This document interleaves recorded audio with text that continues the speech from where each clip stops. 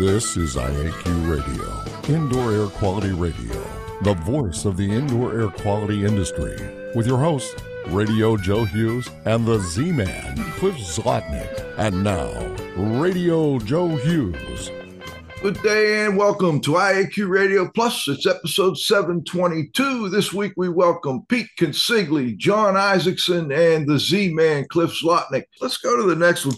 Cliff, I'll be interested in your take on Pete's presentation. What is old is new again.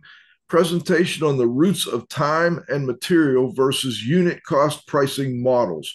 What did we do before the digital age?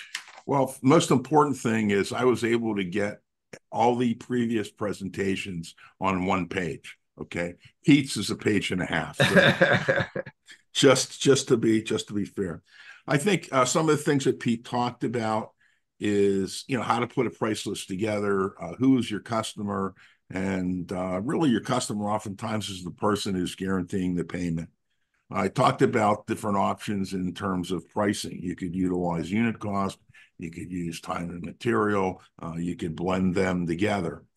And that I thought a very important point that he made was simplicity in estimating avoids this perception of nickeling and diming. If you have all these line items and what's at the end of the line item is minimal, I think that gives this impression that we're nickeling and diming.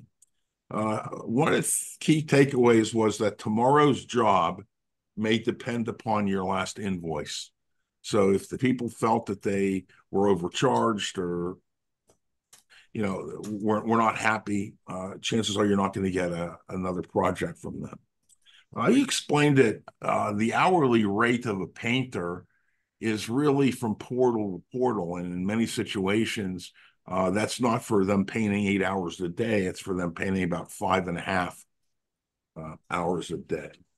We talked about the use of different labor rates when you're putting together a price list, for the different types of, staff that you may have, project managers, technicians, supervisors, health and safety people. And he mentioned that the two biggest costs are finding the work and then finding employees. There were two comments I thought were important by the audience. One was made by Ralph Moon. He suggested that with pretty much with every estimate, you should add a line for health and safety and have some sort of pricing for that. And then someone mentioned Martin King said that your price list should be kind of like selling a pizza. It's a plain pizza, but would you like anchovies on it and maybe pepperoni or extra cheese and so on and so forth. So I thought that was a good takeaway as well. Over to you, John.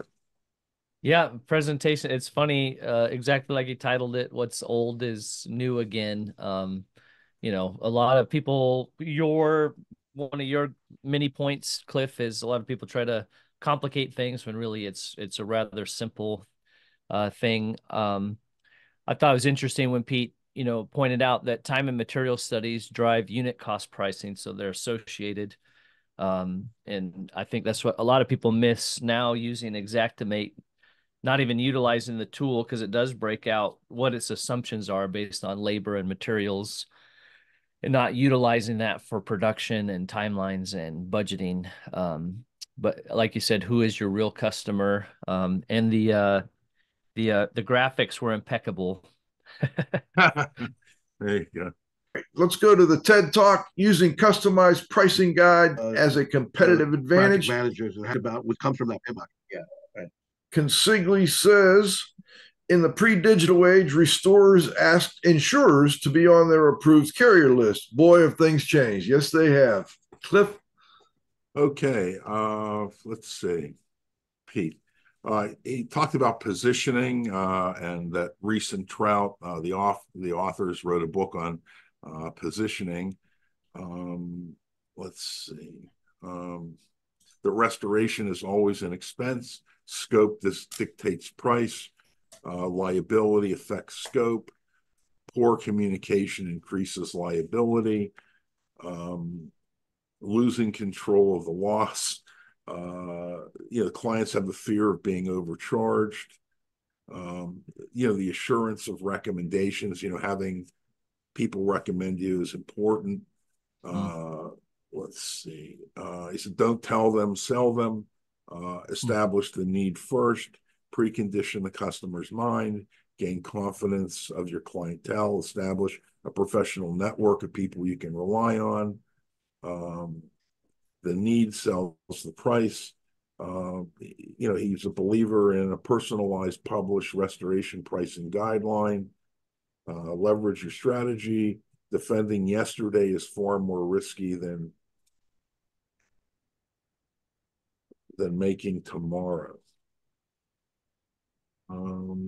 That's it. That's all I had for P. Right. Yeah, I think that sell the need and then meet the need. I think too, I think Pete kind of brought it up. It's, a lot of times we're thinking, what we want as a contractor, and then communicating in contractor speak. So break it down in a way that they understand.